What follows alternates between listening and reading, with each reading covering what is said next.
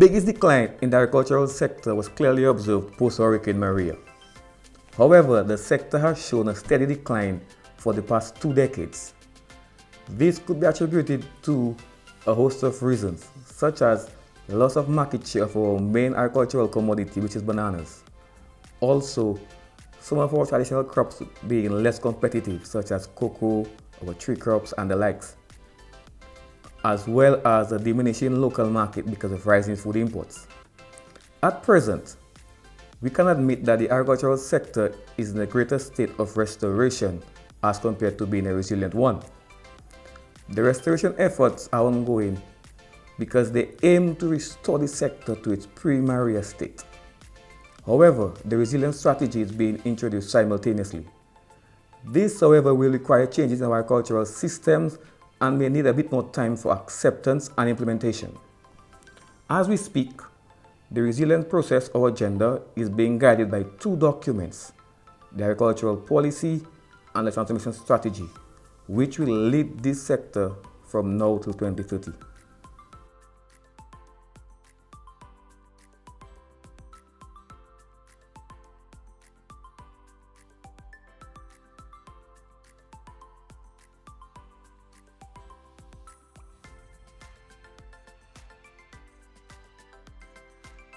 CREAD has been very supportive in developing the policy frameworks which will lead to the transformation of the agricultural sector to a more resilient one. CREAD has provided support throughout the process in the development of the 2 documents which were mentioned previously, the policy and the transformation strategy. Additionally, CREAD is very involved in the development of what is known as the Global Center for Agricultural Resilience. This is done in conjunction with the Ministry of Agriculture, ICA, other regional institutions, line ministries, and the private sector. This center, once established, will shape Dominica into a model of best practice for climate resilience.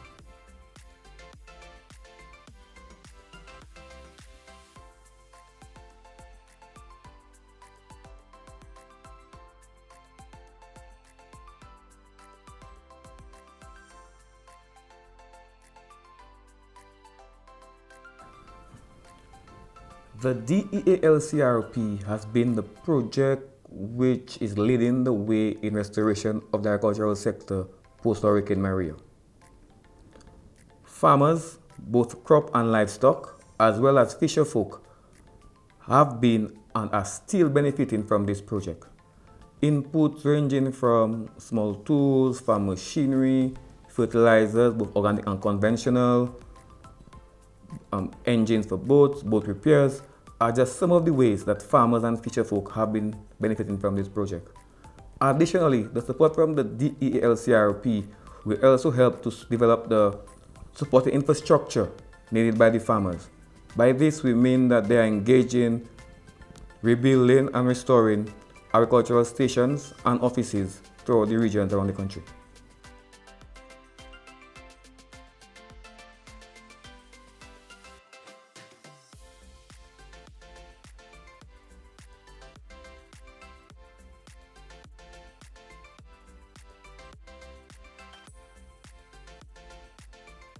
CREAD is working closely with the Ministries of Agriculture, Foreign Affairs and Trade, as well as the Dominica Bureau of Standards in the development of a project which will look to impact significantly the agro-processing sector locally.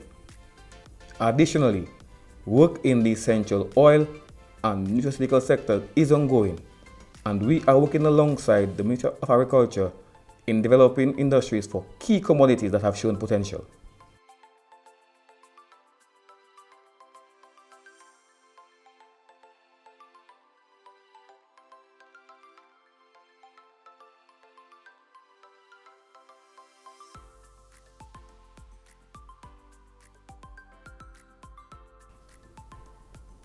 CREAD will continue to lend support in the development of the policy frameworks which will lead to a more resilient agricultural sector. This is key. With its ability to bring together non-agriculture entities which impact the decision-making process of the agricultural sector, it will be critical in going forward.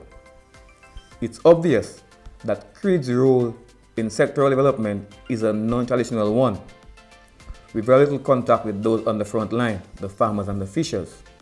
But their actions will definitely lead to them realizing a sector which is more resilient, sustainable and profitable.